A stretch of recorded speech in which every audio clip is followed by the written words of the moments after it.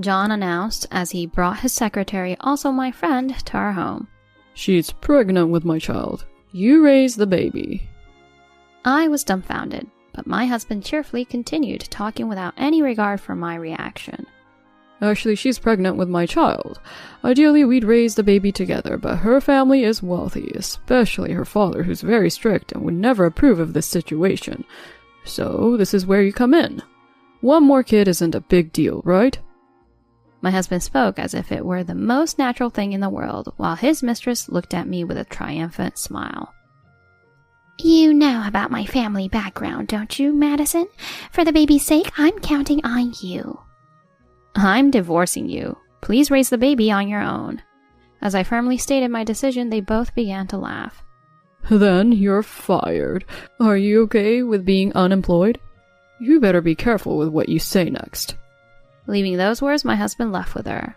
I was more than angry. I was utterly appalled by their childish and thoughtless actions. I began preparing to give them a taste of their own medicine. I am Madison, 29 years old, working in the administrative department. I live in a rented apartment with my husband John, who's 1 year older than me, and our 3-year-old daughter, May. We met in college and were in the same club. Our relationship quickly progressed, and he confessed his feelings, starting our relationship. "After graduating, I'm going to start a business like my dad." He passionately talked about his future dreams back then. Inspired by his dedication and hard work, I resolved to support him. After graduation, with the support of his parents, he successfully started his business. After dating for 3 years, he proposed to me and we got engaged. I got married right after graduating from college and started working as an office worker at my husband's company, leading a busy but happy life. The company gradually grew bigger, but my husband, the president, always seemed busy. He went to work early in the morning and returned home after midnight. Sometimes he even stayed overnight at the company for work. I was worried that he might collapse from overwork. Then one day, unusually, he came home while our daughter was still awake. May, seeing her father's face after a long time, was happily frolicking around. After putting May to bed around 8 p.m., I went to the living room where my husband was sitting with a serious expression, carefully choosing his words to discuss something. "I have a friend's situation I want to discuss. He's got a wife and a kid, but he ended up getting his mistress pregnant. He's really troubled. What would you say to him, Madison?" I think there are circumstances only the parties involved can understand. So I have no say in this. They need to have a serious discussion, don't they? He seemed convinced by my response. "You're right. Having a discussion is important. Thanks, that helped. I have to get up early tomorrow, so I'm heading to bed first." I wondered why he suddenly brought up such a topic. He's so busy, yet he's taking time for a friend's consultation. Well, I might just lecture him saying, "It's your own fault." With these thoughts, I finished the rest of the housework. A week later, I was having lunch at a cafe near the company with Emily, my friend and colleague, who also works as a secretary at my husband's office. Whenever our schedules align, we have lunch together like this. Usually cheerful, she seemed a bit down today. She was talking less and didn't have much appetite, barely touching her food. "Are you okay? You don't seem well." As I expressed my concern, Emily hesitantly began to speak. "Have things been going well with John lately?" Taken aback by the sudden question, I honestly replied, "It's normal as always. John played with May yesterday and even discussed a friend's issue with me. I guess our relationship is good." "That's good. He's busy, but is he sleeping well?"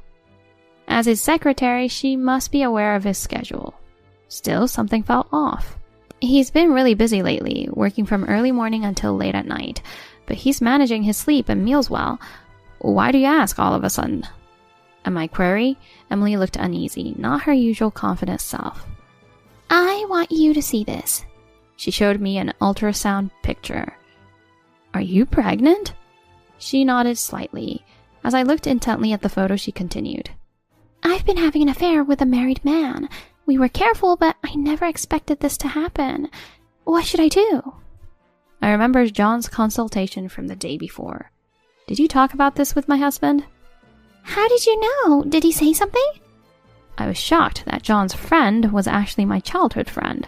I was surprised they were close enough for such a personal consultation and that she, raised by a strict father, had gotten into this situation. John seemed serious about it. Really? I know it's wrong, but I was drawn to him. My parents would never approve. I need to talk to his wife too. I'm sorry for bringing this up suddenly, but I couldn't keep quiet thinking about you and May.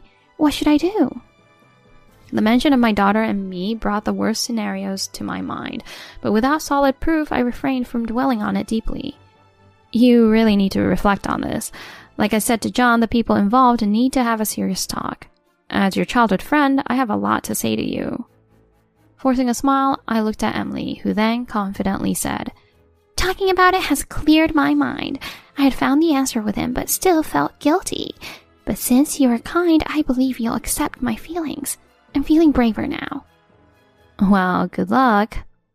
Although I said that to her, my mind was swirling with different emotions. That night, as I put my daughter to bed, I kept thinking about my conversation with Emily.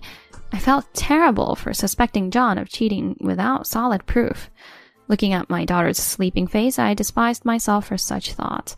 Around midnight, John came home in high spirits. As I went to greet him at the entrance, I saw Emily leaning on him. My heart raced, realizing my suspicions were true. I brought my friend whom I talked about yesterday. We have a long discussion ahead, so let's go to the living room. Ignoring my stunned state, they sat on the living room sofa. Then John began to speak. You know she's pregnant, right? She's pregnant with my child. Emily wore a victorious smile, different from her demeanor earlier in the day. You said it before, right? That people involved have their own circumstances and shouldn't be judged easily. It's important for everyone involved to have a thorough discussion. His serious tone made it clear this was no joke. That's why I brought Emily here right away. So you both came to consult with me and mock me?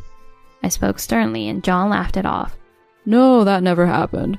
When Emily told me what she talked to you about, I was surprised, but it made it easier for her to talk to you. I'm actually grateful to her. We're having a serious conversation. Stop laughing. Just tell me what you want. My frustration with John's attitude was evident. Then he dropped a bombshell.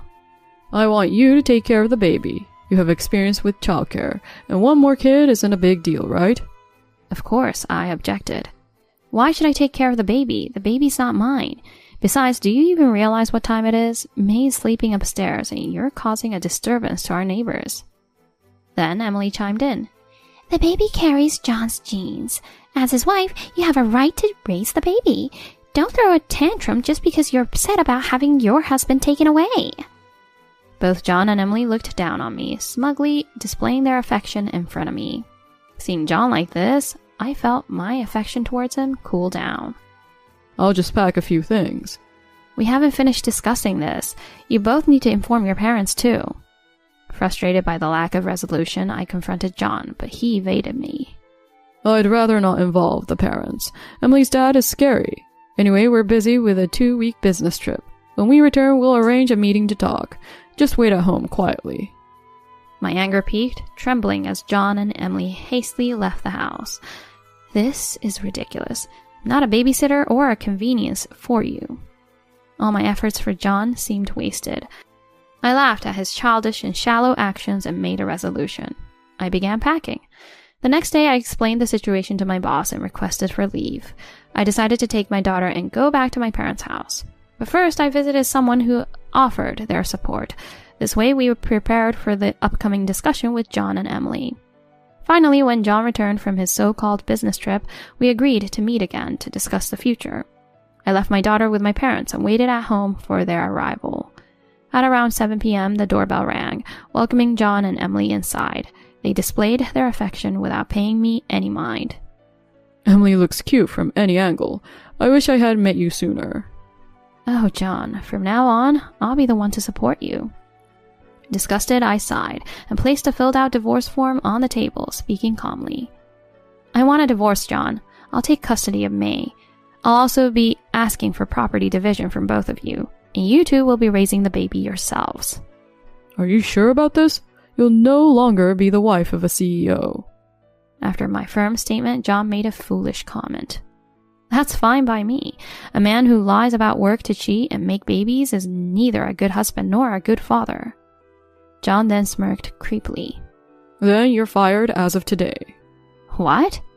I couldn't understand how he reached that conclusion from our conversation.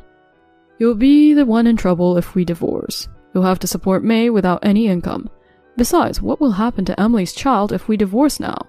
At least stay with her for another year, then we'll announce the marriage after getting approval.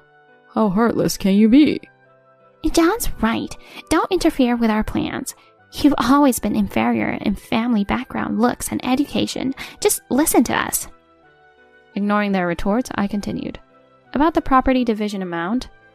John interrupted me. You're just after money. How disappointing. I've paid you a salary for 7 years. That's your property division, right? You've lived comfortably thanks to me, the CEO. You can take it to court, but I know capable lawyers. You don't stand a chance. Just how far will he go in belittling others? As I grew frustrated, a certain person emerged from the next room. It's been a while since we met at Madison's wedding. We haven't seen each other since I delegated my responsibilities, but I never expected to meet like this. Emily's father, Robert, a CEO of a top contracting company for John's firm, appeared, shocking the couple as their faces paled. About the capable lawyer you mentioned, is that someone I introduced to you? Confronted by him, John was at a loss for words, and Emily, his own daughter, was trembling and looking down. Robert, unfazed, continued. Salary is compensation for labor, not a substitute for property division. It's only right to demand the market rate. Make sure to pay child support for May. Discuss the division of assets properly with Madison. Well, even if you are Emily's father, I don't think it's appropriate for you to interfere in mine and Madison's matters. Madison is asking for money, so I'll consider it, but Emily is pregnant with my child. If you have any humanity, Madison should just give up. Also, she's fired. Robert grabbed John's collar after hearing his full argument. You're the one who's fired. What? Robert's tone suddenly changed, and he shouted, leaving John too shocked to resist. After all Madison has done for you, how dare you do such things? You're not fit to lead the company. Step down immediately. This worthless company has grown only because of her and the staff's efforts. I've supported your company because of Emily, but now you're barely working. Enough with this. I'm sorry, sir. His apology was too late. And you, Emily, a woman who gets involved with a married man isn't fit to raise a child properly. Robert raised his voice and glared at them both. What's the matter with you? That's no way to talk to your own daughter. John, say something. He said horrible things to me. If we're going to be together, you can't just obey everything my father says. Convince him somehow. Emily, seething with anger, confronted John, but he, usually so assertive, was frozen stiff by Robert's presence. This wasn't supposed to happen, John whispered in a faint voice, clearly in turmoil. To the confused pair, I addressed them with a smile on my face. It's really good that I had these 2 weeks of business trip to prepare for this. It all worked out perfectly. Emily glared at me, but I didn't have time to care about her feelings. I asked your father to wait in the next room. In a discussion like this, it's only right that your family should be involved, don't you think? I've been wondering how you were planning to hide your pregnancy while living at home. Madison is right. If she hadn't told the truth, this would have become a terrible family secret. What a ridiculous plan you two came up with. Emily's father sighed deeply. I've heard about Madison from the staff managing your company. 7 years ago, she gave up numerous job offers, despite being top of her class, to work at your nearly bankrupt company and helped turn it around. How could you forget what she did for you and betray her so terribly? Robert, giving John a cold look, continued. I've been supporting your dream by continuing to finance it, but I've decided to cut off any ties with your company now. Please, wait. That's a separate issue, right? If your funding stops, my company will go bankrupt. It will cause trouble for our clients and employees will be left in the dark. Please, reconsider. John, pale and desperate, begged on his knees, but Robert's decision was firm. Don't ever call me your father-in-law. You have nothing to worry about. I intend to take care of all your company's employees, including Madison. They're too valuable to be wasted under a lazy scum like you. I've already informed your father about everything, and he's given his consent. Now you have to start over from scratch on your own. This is too much. Madison, please, don't leave me or the company. We've been through so much together. We can get a divorce, but you can't quit the company. Emily is cute, but the company needs someone as capable as you. John, with bloodshot eyes, pleaded to me, but I just laughed it off. How selfish can you be? After all I've done for you and your betrayal, you seriously think I would stay? I'm getting a divorce and I'm definitely quitting. When I firmly declared my decision, John realized he had no way to argue and became suddenly weak. He completed the divorce papers as he trembled, and we were about to leave, but Emily, not yet giving up, blocked our way. After all the trouble of finding someone my father was about to accept, this is pointless, and if the company collapses, I'll be unemployed too. She approached her father with puppy eyes. Since all the employees are going to your company, I can work there too, right? I'm your daughter, after all.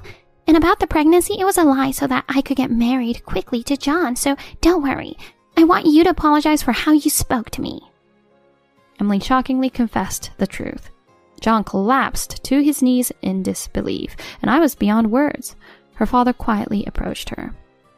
All the more reason not to forgive you. Make your own living from now on. Don't even think about coming back to my house. After this, John and Emily started a shameful blame game against each other. Emily's father and I left the scene, hearing their angry shouts. The next day after submitting the divorce papers, John and I became strangers. Through the capable lawyer introduced by Robert, I demanded and successfully received a total of $365,000 from John as the property division and child support.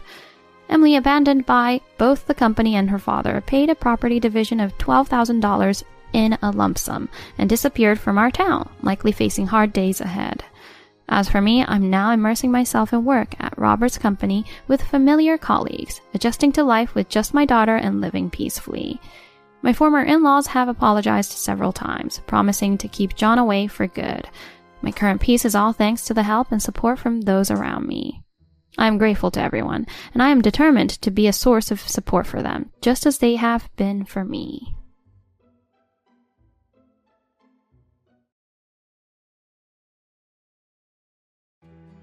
We found your child on the balcony, so we took her into custody.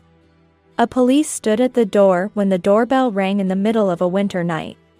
I was confused. After all, my only daughter was sleeping with me. The girl the police had with him was about 5 years old, her lips were blue, and she was shivering. She's not my child. I don't know her. Even after I told him this, the police, still doubtful, said he would take her to the hospital. Her hair was unkempt and grown out, and her dirty clothes were tattered. Unwashed, looking about the same age as my daughter, but very thin. Who is this girl? Why was she on my balcony? At that time, I had no idea about the tumultuous events that were about to unfold around this girl. I am Vanessa, a 32-year-old company employee. I lived on the first floor of a condominium bought by my parents. With my high school classmate husband, John, and our 5-year-old daughter Mary. John, a company employee, was often busy with business trips and absent even on weekends, helping colleagues with their work.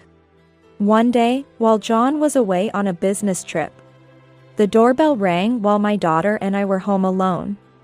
It was a police on the intercom in the middle of a winter night.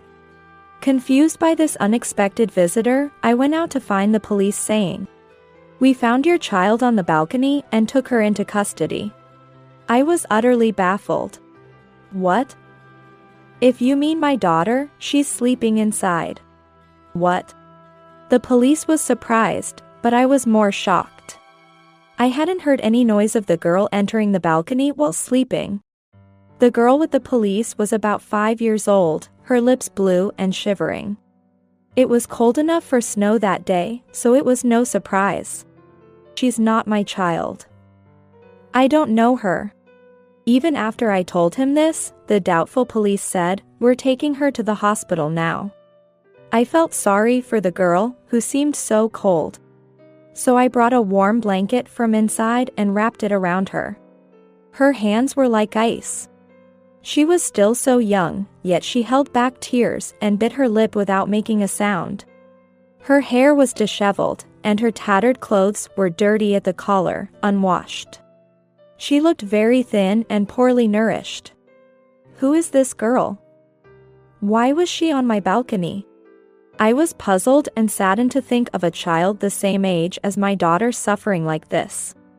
I couldn't sleep much that night, worried about the girl, and then I got a call from my husband. Anything unusual happened while I was away on a business trip? Actually, an unknown girl was on our balcony. The police took her to the hospital. It was shocking. Why didn't you take care of her yourself? What? But she's a stranger, there's nothing I can do. You're a mother, too. You should have taken care of that little girl instead of leaving her to the police. That's so sad. I was puzzled by my husband's sudden anger. How did he know she was a little girl? I hadn't mentioned that. When I questioned him, his response was evasive. Well, actually, that girl is the daughter of an acquaintance. Her mother is gone, and I thought she was pitiable. So I brought her here yesterday, thinking you would take care of her. That's... You weren't on a business trip? You should have explained the situation properly. Although my husband apologized, I couldn't believe he had left a small child on the balcony on such a cold day. Even if she was dressed warmly, she could have easily frozen. So, where are you and what are you doing now? My husband said he was looking for the girl's mother, but I felt he was hiding something. After he returned from his business trip, the police handed the girl over to him, and he left her with me. Did you find her mother? What about her father? No, not yet found. And I don't know about the father. By the way, who is this acquaintance? Just someone I know. Enough. I have another business trip. Wait. What about this girl? Ignoring my protests, my husband left, leaving the girl behind. I thought his behavior was odd, and while looking through his belongings for clues, I found something in the pocket of his suit. Shocked by its contents, I tried calling him, but he was unreachable.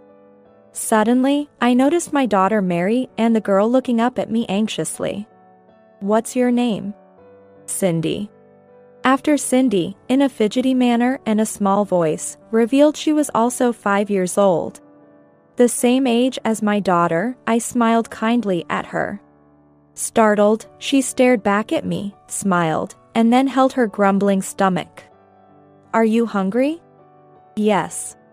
When I made pasta for my daughter and Cindy, she stared at it intently, as if it was something unusual, and began to eat eagerly.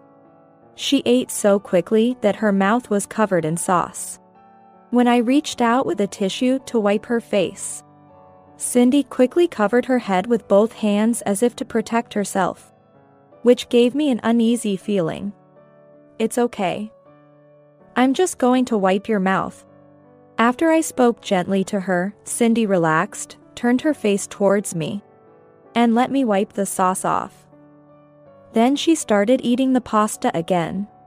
Cindy looked completely satisfied after finishing her meal, but her dirty body needed to be taken care of. As I prepared the bath and helped her undress, I gasped when I saw her body. What is this? Her body was covered with numerous bruises, as if she had been hit and pinched. Trying not to show my agitation, I cheerfully took her to the bathroom. When I tried to wash her, Cindy said, "It's okay. I can do it myself," and started to fill a tub with water, for some reason. Wait a minute. What are you doing? She looked up at me with a puzzled expression, as I unintentionally spoke in a scolding tone. This is how I always do it. What? You wash with water? She nodded at my question, and just as she was about to pour water over herself, I hurriedly stopped her and carefully washed her entire body with soap. After that, when we got into the bathtub together, she murmured, "It's so warm." and seemed to enjoy the warmth. I learned that she rarely had the opportunity to bathe at home. And on the few occasions she did, her mother told her to wash with water. The realization that she had accepted this as normal without question tightened my heart. After the bath, I dressed Cindy in my daughter Mary's clothes and neatly arranged her hair. And she looked completely different. Standing next to my daughter, they looked just like sisters. I watched them with a smile as Cindy and my daughter, who somewhat resembled each other, were getting along like real sisters. Cindy was an honest and quiet child, clearly craving affection. She would come to me while I was cooking, tug at the hem of my skirt, and smile at me.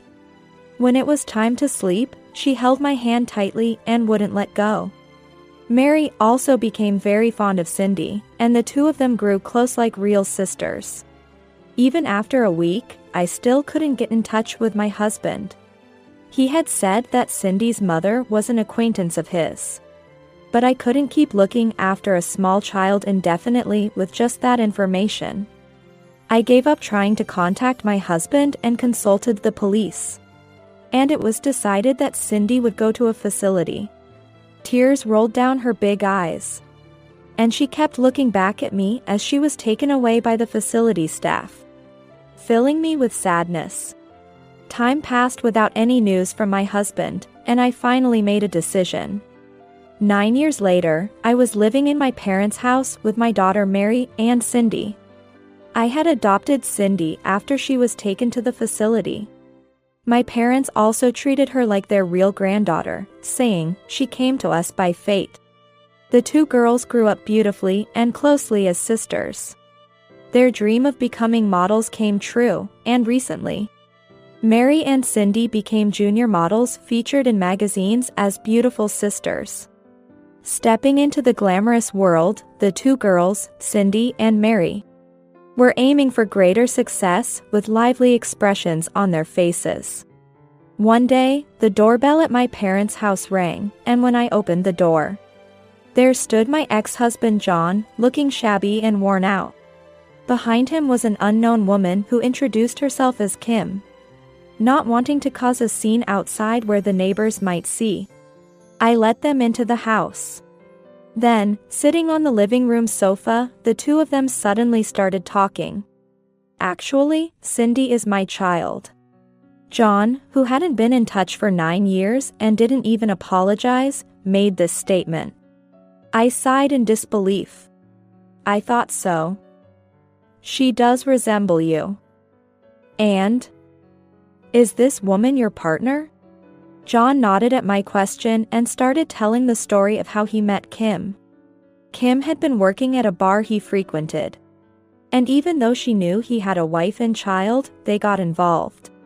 And she became pregnant with Cindy. However, John couldn't decide to divorce me, and Kim grew tired of parenting and abandoned it. Desperate, John thought of having me raise Cindy. It was a convenient story, but I was even more surprised by what followed. Please, give Cindy back to us. My ex-husband suddenly stood up from the sofa, knelt down, and made this outrageous request, almost sobbing. Really? I saw her by chance in a magazine. She's become so beautiful. Isn't she popular now? What does that have to do with you? She has nothing to do with you too. But I am Cindy's real mother. You're just a fake, after all. After all this time, you have the nerve to say that without any contact. At that moment, John, who had been kneeling, clung to my feet with a pitiful look. We're in trouble with no money. Cindy is our only hope. Please give her back. How low? You plan to make Cindy work to support you? I refuse. What? You're just using Cindy and Mary to make money, aren't you? That's unfair. Stop making accusations. Their money is saved in their own bank accounts. Cindy is my child too. I will never give her back. Then Kim stood up from the sofa. looking as if she was about to grab me without any restraint, and I felt fear. "What are you doing to my mom?" "Stop it." Cindy then rushed in. She stood in front of me with her arms spread wide, staring down Kim. "Cindy, you've become so beautiful. Do you remember me? I'm your mom. Let's go home together. You're not my mother. Get out of this house." Cindy clung to me and started crying. Although she was young at the time, it seems she faintly remembers the terrible things she went through. "Cindy, you're mistaken. Remember, you were very young back then." At this point, I presented the note and photo I had found in John's suit back then. The note read, "I don't want to raise a child. I can't find Cindy cute. Please get rid of her somewhere. If you won't marry me, let's run away together." And the photo showed a young Cindy covered in bruises. Of course, there were also hospital reports. Even now, do you still say you're her parents? That, well, you tried to push a child you didn't want to raise onto me, right? Such a sweet child, you made her go through such horrible things. That was all John's doing. I didn't know about it. I was too young to raise a child, it couldn't be helped. Anyway, I'm taking Cindy back. Unfortunately, that's not possible. Cindy and I have legally adopted each other, so I'm her parent by law. What? No way. That's a lie. Kim's momentum visibly waned upon hearing about the law. But John still seemed unwilling to give up. If that's the case, I'll completely break up with Kim and let's start over. Mary and Cindy are both my kids. We can just go back to being a couple like before, no problem, right? What are you saying now? You just want to have it all your way? Like I'd let that happen. Listening to their exchange, I was more dumbfounded than angry. I didn't want anything to do with these people. I have some more unfortunate news for you, John. We are no longer married. Huh? After you went missing, 3 years passed, and I filed for divorce, which was granted. What? Why did you do that on your own? Just as John was about to grab me, the sound of a police car approached. My parents had called the police after seeing Kim's aggressive behavior. Well, the police are here now, so please don't come to our house ever again. No. Please forgive me. I'll give up on Cindy, but at least lend me some money. John showed his disgraceful side until the end. Afterwards, he and Kim were taken away by the police. I plan to get alimony from Kim and both compensation and child support from John. Since both are cut off from their relatives and acquaintances, they'll probably face hardships from now on. Despite everything, the little girl who once trembled in fear has now grown up wonderfully. I look forward to the future that my daughters, full of dreams, talk about. And I will live happily with my kind parents and 2 loving daughters.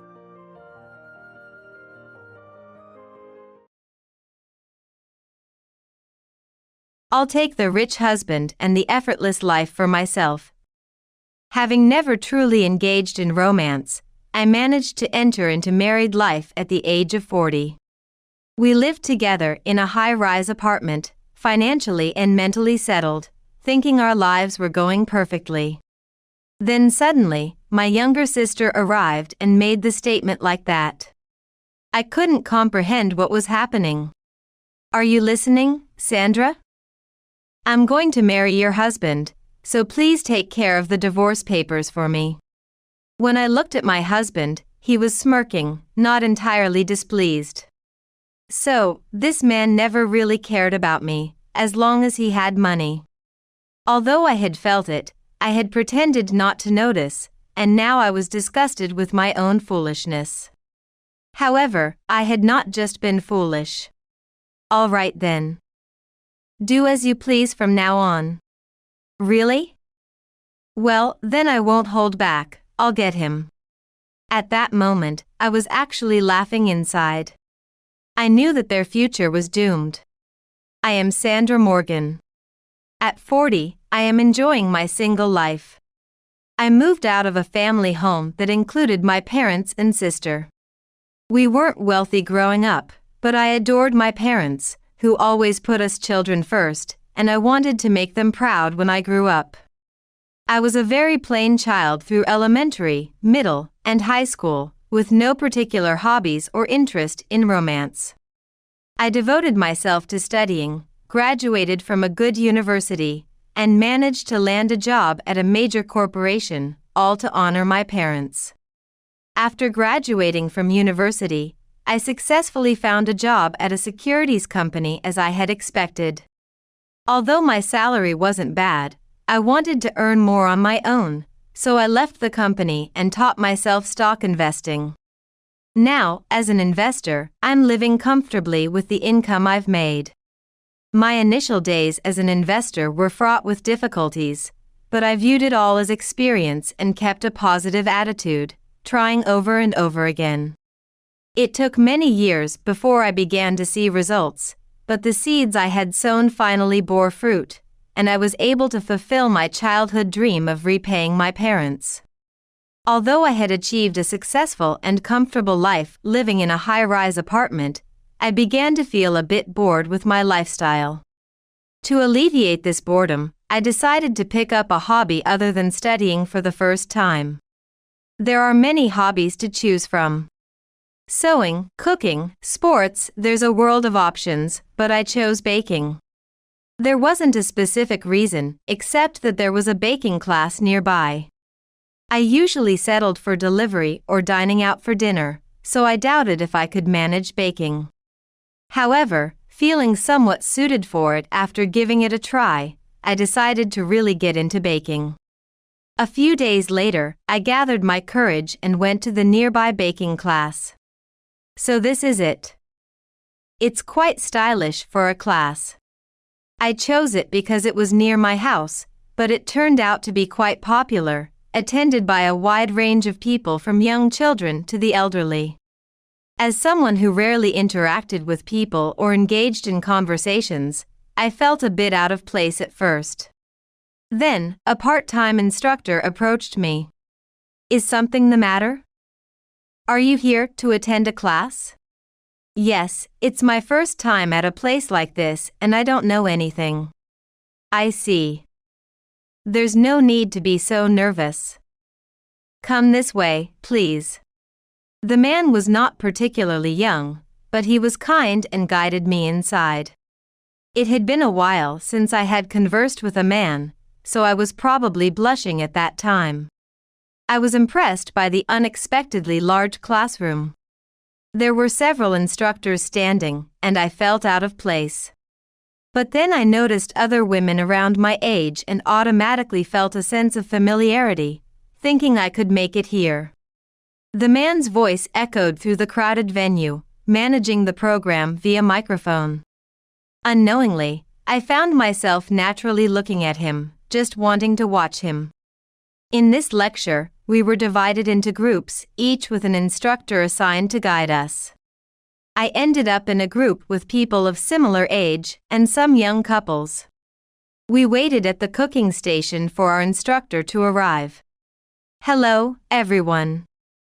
My name is Ryan, and I'll be overseeing your group. Although I'm just a part-time instructor, I'll do my best, so please work with me." To my surprise, the instructor assigned to our group was the same man who had guided me earlier. Although he mentioned being a part-time instructor, it didn't matter to me. I was thrilled to receive guidance closely from someone I was already a bit interested in.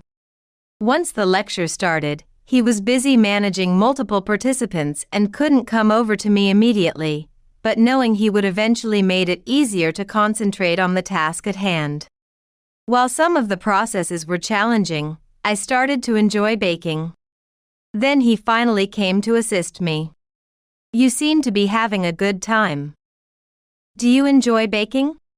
"Well, yes, some parts are tough, but it's interesting." "That's good." He said that with a smile, leaving me speechless. During a particularly difficult part, I asked for a demonstration, and he showed me without a hint of annoyance. His expression turned serious, and he skillfully performed the task. Watching his adept movements, I felt increasingly drawn to him. Thank you. I usually don't cook much. It's amazing what professionals can do. I still have a long way to go. Actually, today is my last day teaching here. I'm planning to hone my skills and open my own shop to become a full-fledged pastry chef. I was deeply impressed by his dreams as he shared them. Realizing that I was attracted to someone younger who was passionately pursuing their dreams, it dawned on me that the attraction was more than just platonic. Ryan, I believe you can achieve your dreams.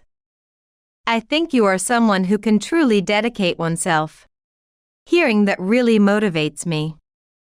I'll do my best. If it's okay with you, Ryan, I'd like to help you. Here's my business card. Please contact me if you feel like it. After receiving the business card, he smiled slightly and returned to instruct others. I don't remember anything about the lecture after that. I was so focused on him that before I knew it, the lecture had ended. I left the classroom in a daze. Realizing that just being there today was a huge gain for me, I smiled all the way home. Ryan Gale, huh? It would be nice if he contacted me. The very next day, he did. Over the phone, he asked about what kind of work I did and how I could assist him. Not liking to hide things, I told him everything about how I came to be in this situation without holding anything back. Initially, he was hesitant, but he accepted, wanting to meet the expectations I had set for him. After that, we began to communicate more often, and on holidays, I would meet to personally learn pastry making, which quickly brought us closer. For someone like me who had never been in love, this was a fresh and intense experience. Holding hands, sharing laughs over trivial conversations, kissing and loving each other deeply were all filling my heart.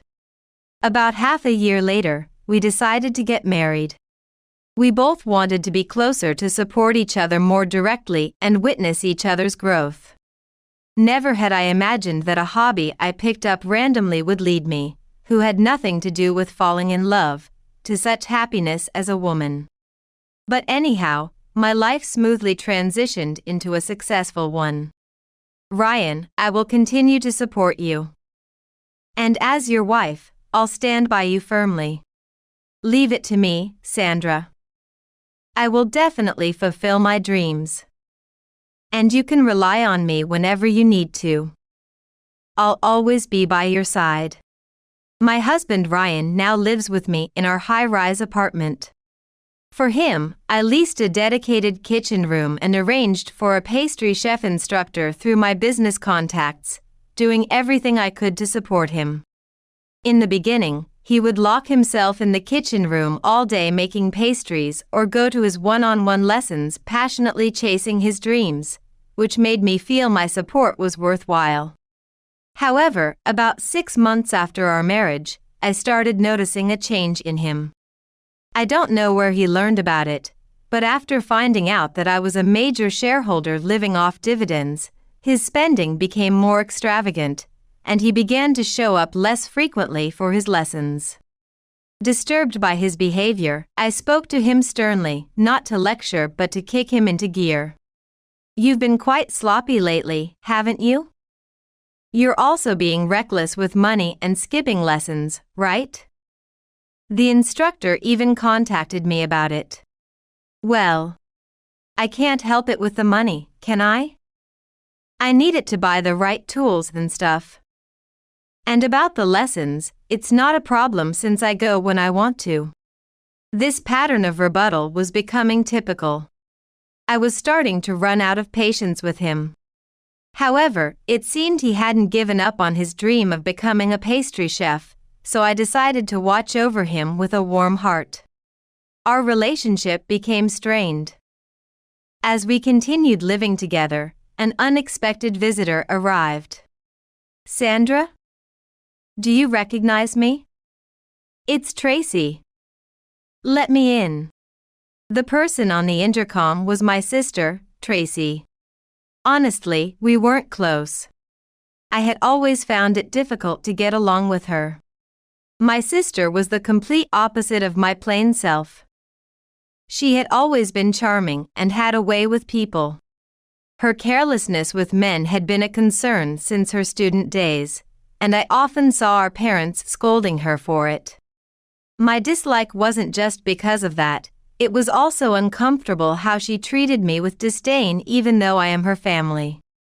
I had no idea how she found out about my place. Unable to refuse her entry, I reluctantly let her into the room. What brings you here so suddenly? You haven't even contacted me until now.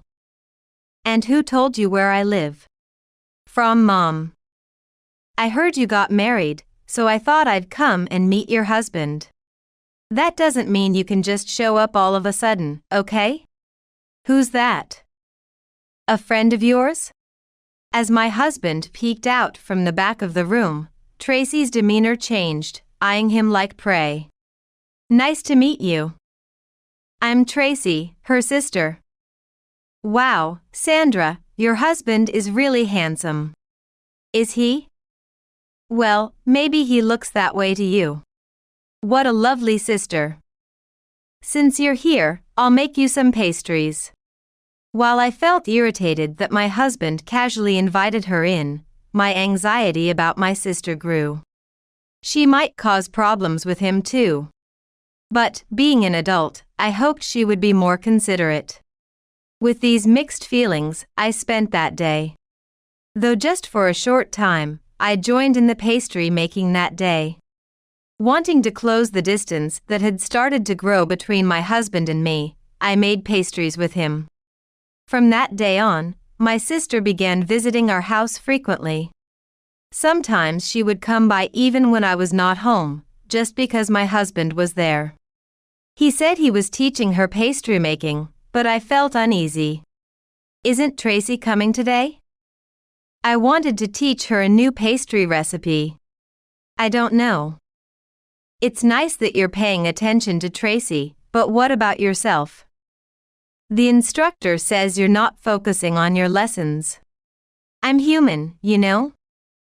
Do you think I can think about making pastries every day? Since Tracy's visits, I had felt my husband's decline deepening. I wanted to believe in him, so I didn't speak harshly, but I knew if he continued to slack off, I would have to confront him strongly. A few days later, my husband unusually went out for a lesson. Just as I was thinking that I would enjoy some peaceful time at home, the intercom rang. It must be Tracy. Knowing this deep down, I sighed deeply and reluctantly let my sister into the house. So, what do you want today? Since Ryan isn't here, maybe you should go home. If you're just here for the pastries, I'm sorry, but I can't help you. You're so cold. Today, I came to see you, not Ryan. You need me? Okay, wait in the living room. I'll bring some coffee. She has something for me, not my husband? What could my sister, who has never shown any interest in me, possibly want?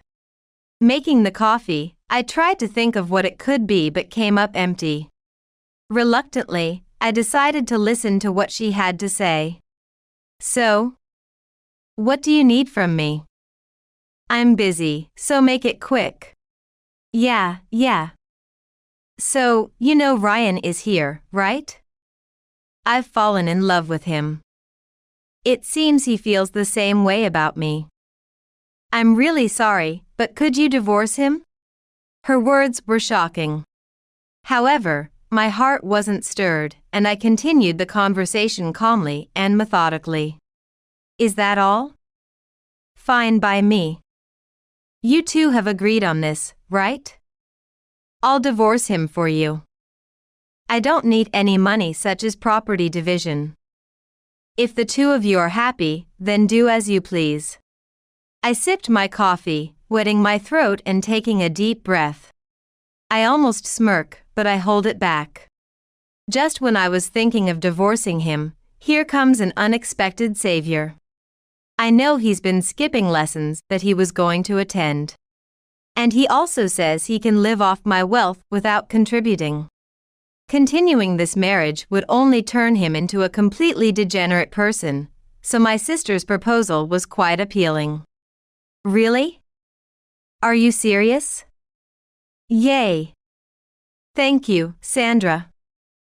I know it'll be tough for you to move out, but don't worry, I'll help you. Huh? What do you mean? What's this about me having to move out of the apartment? This is Ryan's place, right? If you divorce, I'll be the one living here. You'll have to move out, right? Wow, I'm finally living the high life. I hope you find someone better too. Oh, so that's it. I realized that my husband must have been bragging as if he owned everything I had, charming my sister with the illusion. The love I had is gone, and now it's almost laughable. I even feel pity for my husband and sister. I see. Well, then I better get ready to move out quickly. I don't want to be a burden on you too. I'll write the divorce papers and send them later. I called a friend and managed to clear out the apartment in just 2 days, which made the movers amazed at the speed. The thought of the pathetic pair made me want to laugh, but I kept those feelings to myself. A few months later, I received calls from both my ex-husband and sister. I had a pretty good idea of what they wanted, but I called them back anyway. Hey, Sandra. A notice of rent arrears for the apartment just arrived. What's this about? There's no way I can pay this amount. Can't pay? But you married Ryan, right? Then ask him to pay. He's got plenty of money, doesn't he? I responded calmly to my sister, who was resentful. She continued to rage without calming down, pushing her anger onto me. He doesn't have any money. It was all a lie. Everything was a lie. This is just unbelievable. Oh, really? That's too bad. You were so happy about catching a big fish. But maybe it's partly your fault, Tracy. You believed everything Ryan said without really looking into him. If you had, maybe this wouldn't have happened. Honestly, I also hadn't looked deeply enough at my ex-husband, I thought self-deprecatingly. Shut up. What I see in Ryan is none of your business. Just pay for this apartment. Feeling a bit sorry for my ignorant sister, I decided to tell her everything. All right.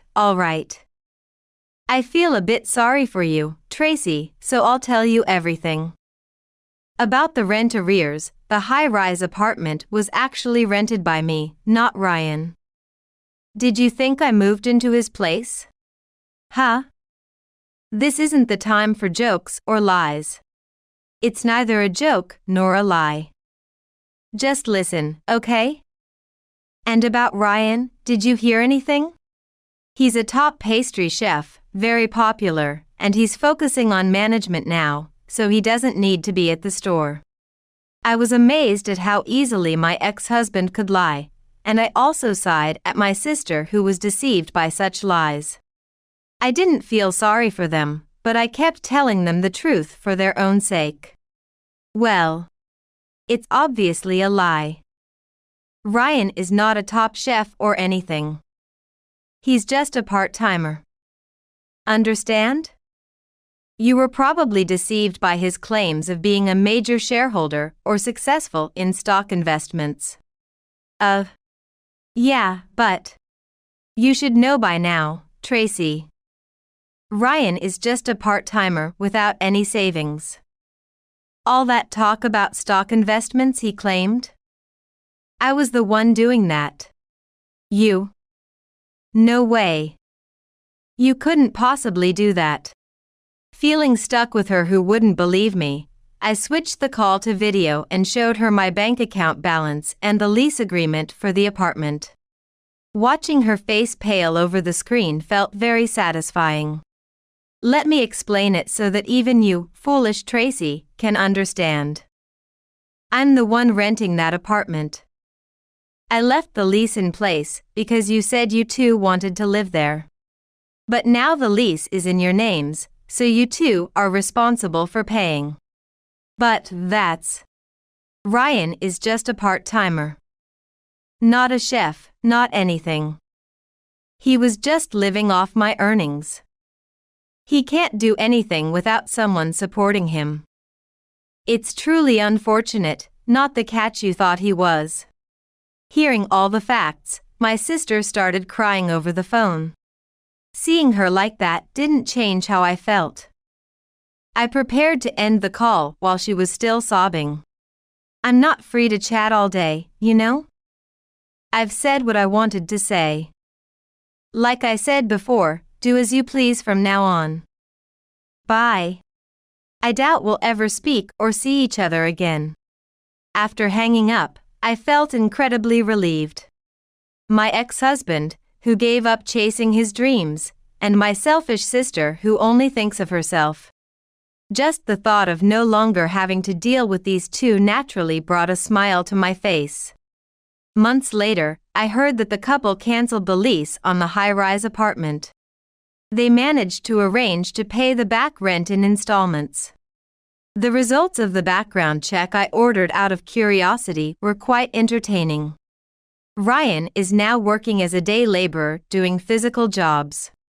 If he had truly pursued the dream he talked about when we met, he might have been a successful pastry chef by now. Tracy is also working all hours, it seems. Their life has become tougher since getting married, and I hear they quarrel almost every day in their cheap apartment they rent together. A couple who cannot support and hold on to each other won't last long. It's not my place to say, but sooner or later, I think they'll divorce. As for me, I'm enjoying my single life. In fact, I'm quite done with marriage. I think I'm better off living alone. Trying to sync life's pace with someone else was nothing but a penance. I've continued with stock investments and even started a new business with yearly increasing profits. I tried different kinds of businesses, but what resonated with me the most was starting a vocational school. I established a pastry-making school, becoming a bridge for those chasing their dreams. It's a school that accepts anyone who truly wants to realize their dreams, regardless of their age or background. While pastry making did not become my hobby, I have grown to love pastries more than before by interacting with various sweets.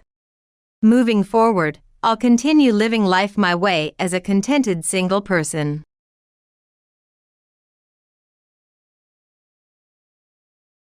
I'm pregnant with the boss's child. Could you please get a divorce soon, old lady? The woman who called me an old lady to my face was just 22 years old, freshly out of college. She deliberately clung to my husband, the president's arm, and smirked at me, leaving me nothing but to sigh. My husband, always busy with work, never came home, always out on business trips. It turns out, those weren't for the sake of his employees, but for his own affairs. I felt terrible for the staff. When I said nothing, the young woman beamed triumphantly. Well, it must be a shock, huh? To have your husband, who earns $100 million a year, taken away. But it's not your fault, old lady. Because there's a huge age difference between us. Of course, he would choose me over such an old lady. I'm going to be the celebrity wife from today, so you should live within your means, old lady. Despite my growing anger at being repeatedly called an old lady, something else caught my attention. $100 million a year, whose story is that? The young woman looked at me with a puzzled expression. From the way she spoke, she seemed to think my husband made $100 million a year. I looked at my husband, whose complexion had clearly worsened. At that moment, I had a good idea of what explanations my husband had given her. And I turned to her with the brightest smile. Hey, do you know? That person is. I am Emily, 50 years old. I met my husband Tom, of the same age, through a friend's introduction and we got married. After marriage, we started a company together, struggled together. And now we've grown it enough to hire employees. Although we married late because we were busy with work and have no children, we live fulfilling days. However, as expected with age, I feel more tired than when I was younger. And I feel pain in various parts of my body, yet continue working. The same must be true for Tom. But if his hard work at the company and his efforts for the company were evident, I would at least offer some kind words daily. But from my husband, Tom, I can feel no such earnest attitude toward his work. Today, as soon as he returned home, he lay down on the sofa, watching TV and lounging around. Even when he does speak, it's just complaints about this or that part of him hurting. He acts as if I should listen to him because he supposedly works more than I do. Hey, get me a beer. It started again today. Get it yourself. I'm working on the materials for tomorrow's meeting. Tom opened the refrigerator with an exaggerated sigh. Really, doesn't someone here know how to pamper her husband? A wife should support her husband. If you just listened obediently, you might seem more charming. Initially, as we didn't have children, we could spend more on ourselves than others. Dining at upscale restaurants and frivolously calling our outings dates. Thinking we'd always get along just as well. Bringing work home and flaunting to me that you're busy with work. And relied upon at the company, it's because you're so fussy that you never finish your work. And so, he continued to taunt me today, irritating me and then quickly going to bed. Leading his whimsical life. Recently, it's apparent that he's not genuinely invested in his work. He tries to look good, claiming no one is more dedicated to the company than he is, but it's all talk. He becomes arrogant in the presence of only subordinates. Sometimes assigning menial tasks based on his preferences rather than their capabilities. No subordinate would dare complain to him. And as for raising it with someone higher up, who do you talk to about a boss who spends his days preaching? It's only a matter of time before the employees break down. If I speak up, he says it's not my business or that it's his concern to handle. But I can't just ignore the growing unease within the company. I didn't want to bring work discussions home, but the only time he's around is after dinner. As I was clearing up after dinner, I broached the topic with Tom. Haven't you been a bit harsh with your subordinates recently? What are you talking about? Tom asked back while watching TV. It looks like you're making your subordinates do your work. He sighed heavily. The company's performance has been declining. And I'm trying to start a new venture to contribute something. That's how you talk to someone who's trying? He muttered sarcastically to himself. A new venture? What's that about? I haven't heard anything. Because you and the other employees don't do anything, I have to step in. I'm not pushing work onto my subordinates. I'm asking for their help because there isn't enough time to work on the new venture. He said this without even looking at me. You complain that I have a bad attitude towards my subordinates. That I am forcing work onto them, or whatever. Me, a company-minded person, is annoyed by you. It seems he didn't take my warning well. What you're doing is just imposing on others. Do you think your subordinates can just say no when you ask them? If you're asking them, you should at least be covering for their workload, shouldn't you? Otherwise, it's just more work for them, and they can't handle that. Yeah. I got it. What a nag you are. He said this wearily and went to his room. Afterwards, seeing Tom merely coming to the office without actually working, both I and the employees could only grow more irritated. When I finally get fed up and force myself to make time at work to confront him, He works hard for about an hour. But soon he's just on his smartphone the whole time. And he doesn't seem to be serious about anything. The employees probably have a lot they want to say, but since I am his wife, they feel they cannot speak up. I had no choice but to keep an eye on Tom and support the subordinates. Seeing this, he looked down on me, showing no signs of improvement. We had agreed to decide on the company's direction together. Yet, this new venture that he keeps talking about, I've never even heard of it. If the performance is declining, we should be investigating the causes and urgently devising countermeasures. I'm fully committed to this. But the company's performance can't recover because Tom keeps meddling.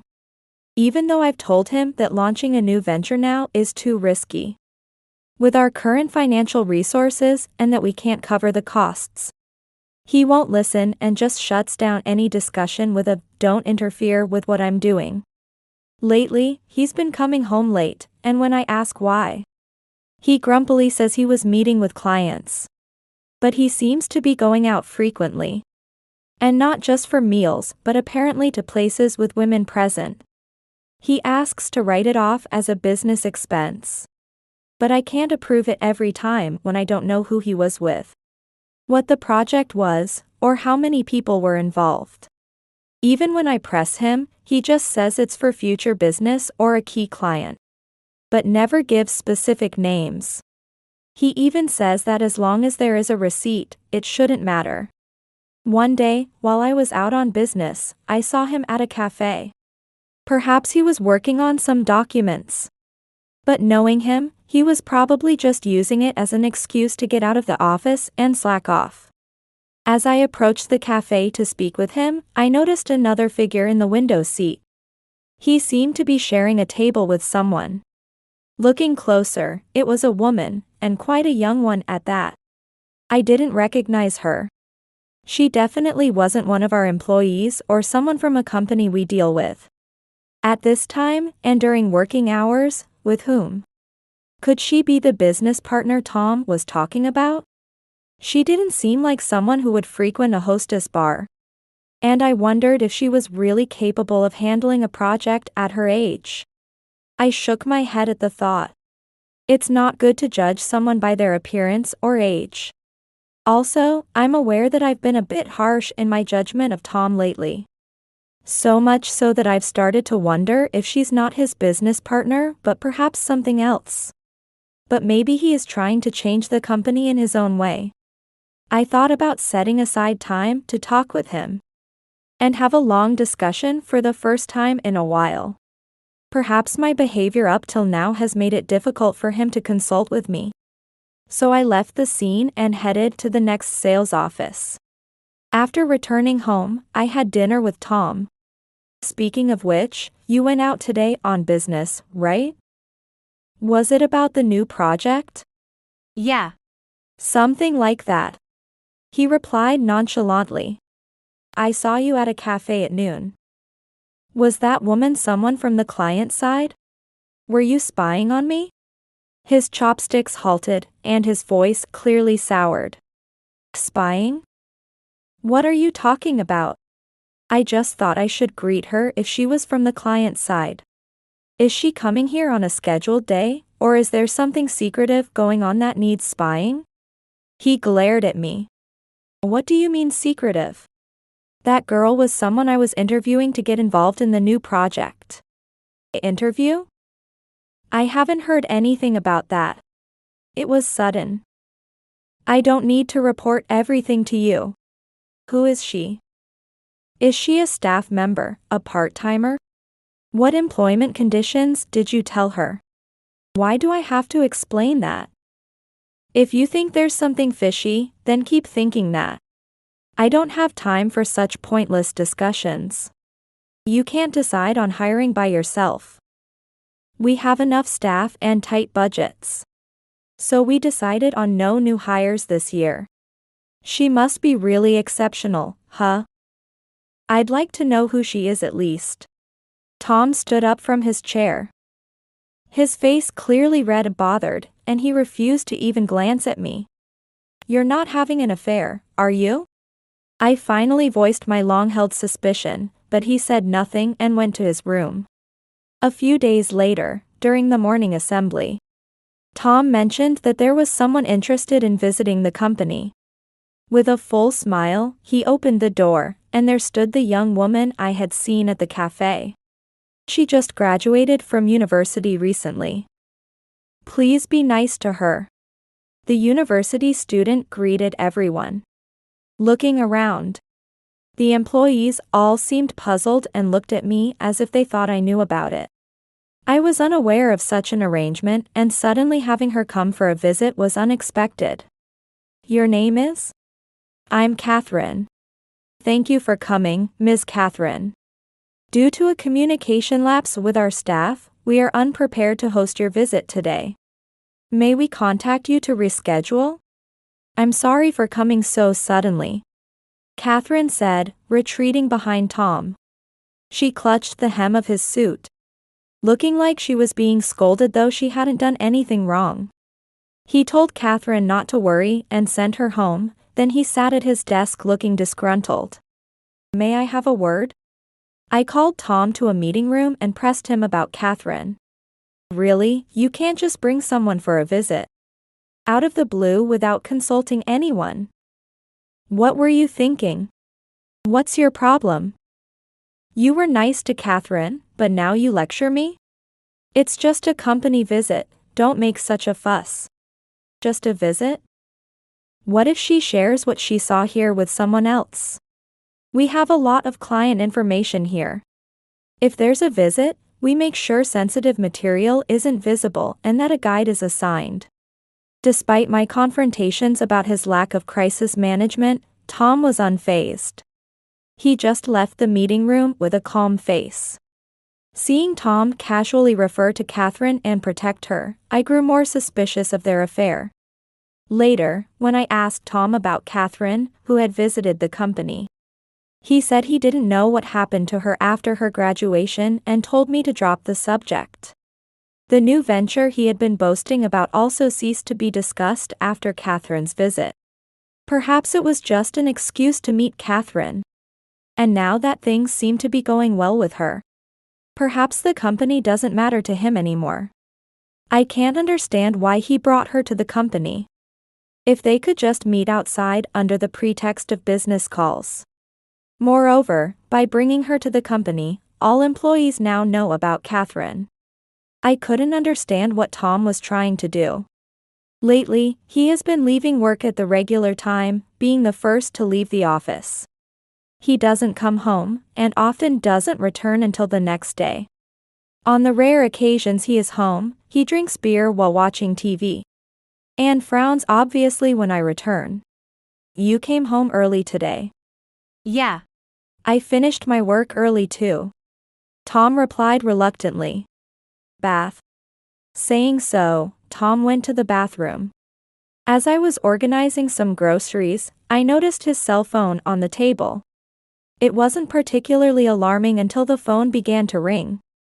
It was Tom's phone ringing on the table, displaying the name Catherine.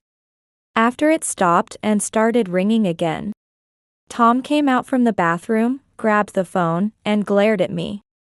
Don't touch my phone. Don't you know what privacy means, you shameless woman?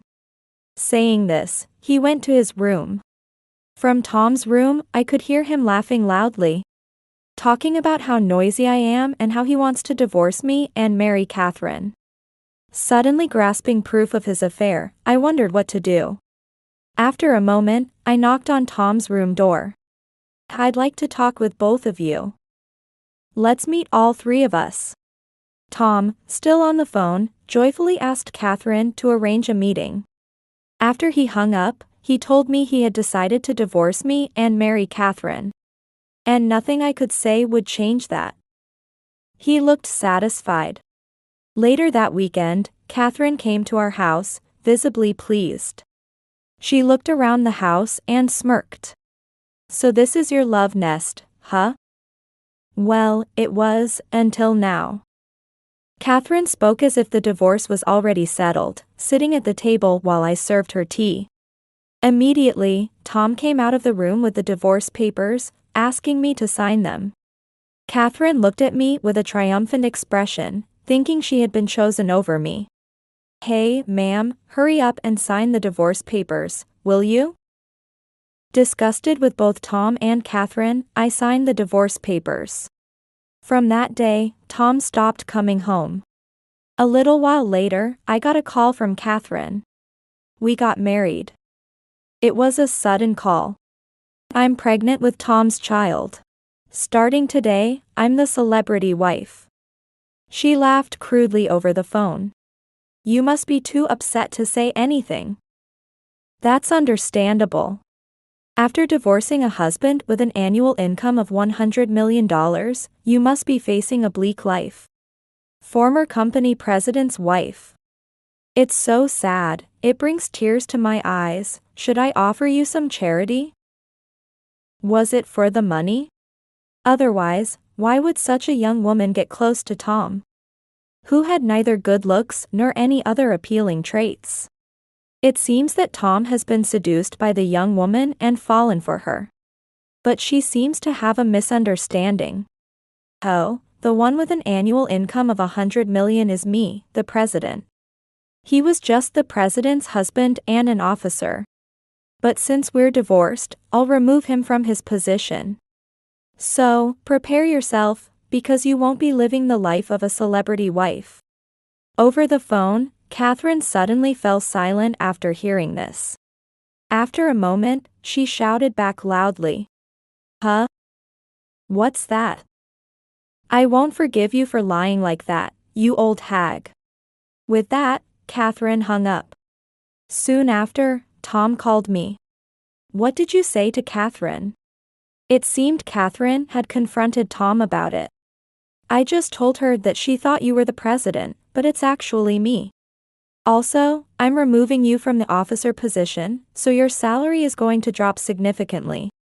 And the celebrity lifestyle isn't going to happen." I was just giving her a heads up. My reply only fueled Tom's anger, but I couldn't help but feel it served him right. After all, it's bad to tell such a lie that was bound to be uncovered. "I'll be filing for alimony, so be prepared," I said and hung up. The next day, Tom and Catherine stormed into the company. Unable to contain their anger, they walked boldly past the employees and Catherine confronted me.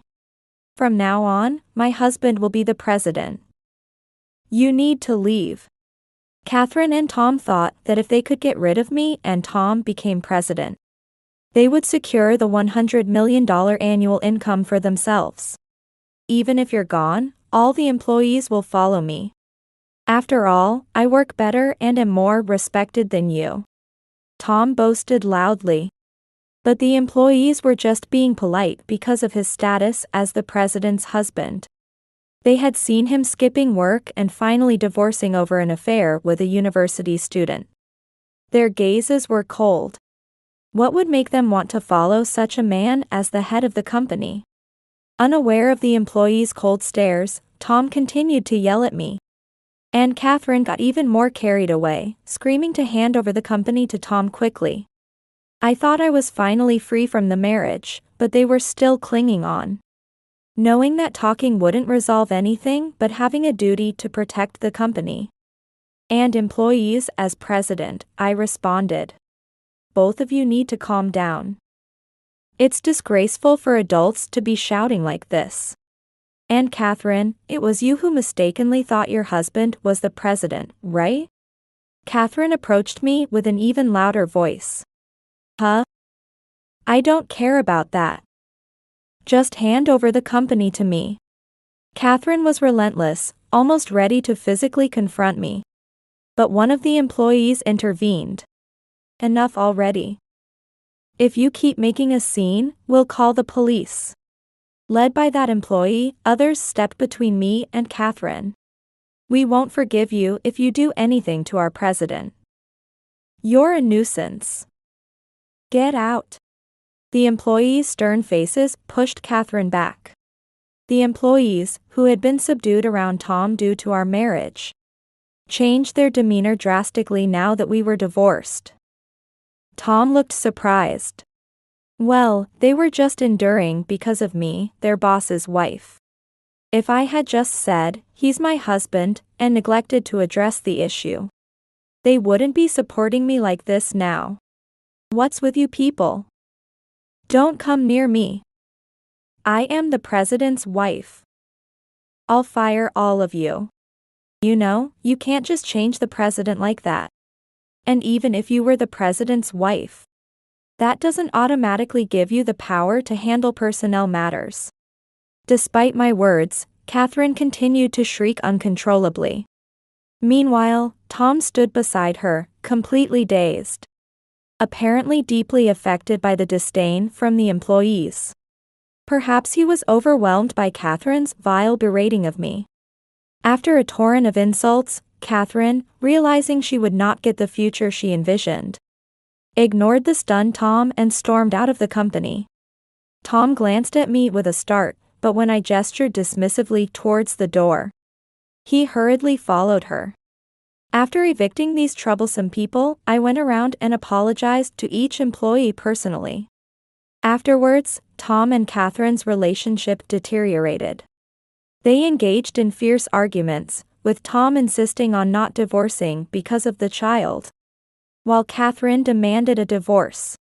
It seems my being the president and their domestic strife frightened Catherine into fighting with Tom. They began to blame each other and were even planning to sue each other. Honestly, no matter how much they quarrel or how messy things get, it doesn't concern me. I just need to claim my alimony. There's no way their wrongs against me could ever be erased or justified.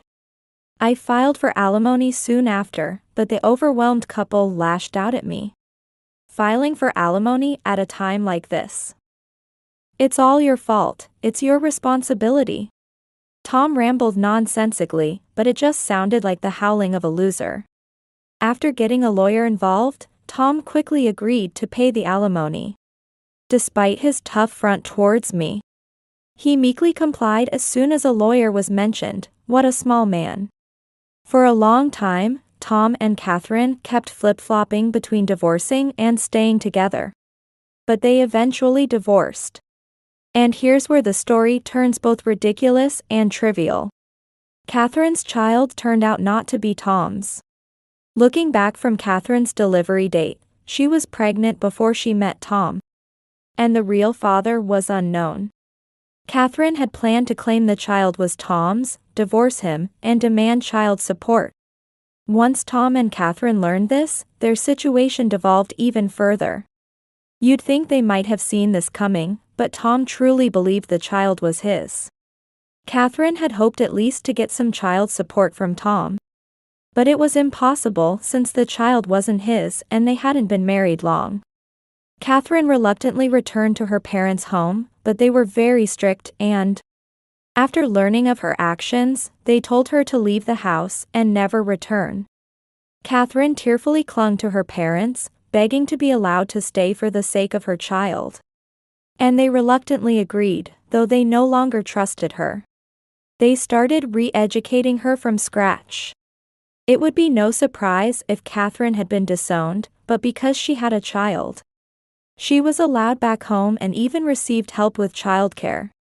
Considering what she did to me, her punishment seems too lenient. Leaving Catherine to her own devices would probably lead to her causing similar troubles again. She seems like the type of person who doesn't know the meaning of remorse. In that sense, perhaps it's best she lives under the strict rule of her parents for the rest of her life. Given Catherine's character, even strict parenting might not change her nature. She is likely to struggle through life, which seems fittingly unfortunate. Blinded by money, Catherine approached Tom claiming the child was his, aiming for an easy life. But look how that turned out, it's really laughable. After the divorce, Tom was living with Catherine in a new apartment.